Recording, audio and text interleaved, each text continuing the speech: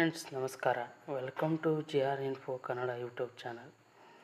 ನಿನ್ನೆಯಿಂದ ಮೇ ತಿಂಗಳಿನ ಸೆಲ್ಫ್ ಡಿಕ್ಲರೇಷನ್ನ ನೀಡ್ತಾ ಇದ್ದಾರೆ. ಅದು ಯಾವ ರೀತಿಯಾಗಿ ನೀವು ಸೆಲ್ಫ್ ಡಿಕ್ಲರೇಷನ್ ನೀಡಬೇಕು ಎಂಬ ಸಂಪೂರ್ಣ ಮಾಹಿತಿಯನ್ನು ಈ ವಿಡಿಯೋದಲ್ಲಿ ನಾನು ಸ್ಟೆಪ್ ಬೈ ಸ್ಟೆಪ್ ಪೂರ್ತಿಯಾಗಿ ತಿಳಿಸ್ತಾ ಹೋಗ್ತೀನಿ. ನಮ್ಮ ಚಾನಲನ್ನು ಸಬ್ಸ್ಕ್ರೈಬ್ ಮಾಡಿಕೊಂಡಿಲ್ಲ ಅಂದರೆ ಈಗಲೇ ನಮ್ಮ ಚಾನಲನ್ನು ಸಬ್ಸ್ಕ್ರೈಬ್ ಮಾಡಿಕೊಳ್ಳಿ. ನಮ್ಮ ಎಲ್ಲ ವಿಡಿಯೋಗಳಿಗೆ ಲೈಕ್ ಆ್ಯಂಡ್ ಶೇರ್ ಮಾಡಿ.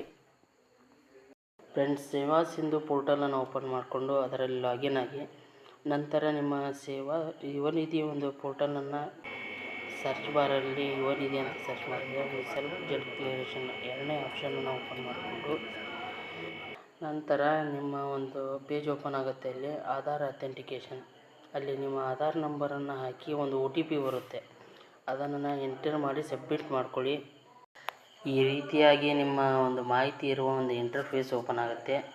ಇದರಲ್ಲಿ ನಿಮ್ಮ ಕೆಳಗಡೆ ನೋಡ್ಬೋದು, ಇಲ್ಲಿ ಮಾರ್ಚ್ ಹಾಗೂ ಏಪ್ರಿಲ್ ಮತ್ತು ಮೇದ ಇದರ ಮೇಲೆ ಮಾರ್ಕ್ ಮಾಡ್ಕೊಳ್ಳಿ. ನಂತರ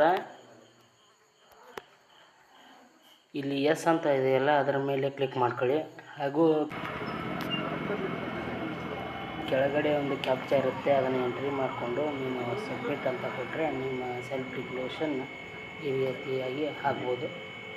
ನಮ್ಮ ಚಾನಲನ್ನು ಮೊದಲನೇ ಸಾರಿ ನೋಡ್ತಾ ಇದ್ದರೆ ನಮ್ಮ ಚಾನಲನ್ನು ಸಬ್ಸ್ಕ್ರೈಬ್ ಮಾಡ್ಕೊಳ್ಳಿ. ಇದೇ ರೀತಿಯಾಗಿ ನಮಗೆ ಸಪೋರ್ಟ್ ಮಾಡ್ತಾಯಿರಿ ಅಂತ ಹೇಳ್ತಾ ನಮಸ್ಕಾರ.